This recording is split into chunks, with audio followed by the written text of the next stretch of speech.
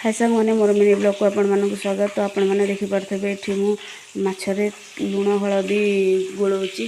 तो ये माछ भाजापी कड़े बसई कड़े प्रथम भलसे ताकिला कारण कड़े न ताकिले माछ उठबनी। तो ये भलसे कड़े ताकिला मुझे तेल देली। तेल भलसे ताकिला से अल्प किसी सोरिष पकईली। तो सोरिष फुटीगला माछ भाजापी मैंने माछ अलरेडी भाजुची से तेल एत जोर छिटकुचे आसिक हाथ में पड़ुची। तो माछ भाजला आपण मैंने केयरफुल माछ भाजे।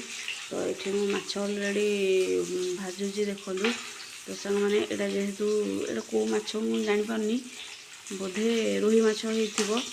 तो यहाँ फुटुची एत जोर जे मामा कहले आपण मैंने विश्वास करें। आज जेहेतु मंगलवार तो घर को आसाला माछ। तो ये माछ भजा मैं अलरेडी भाजुची।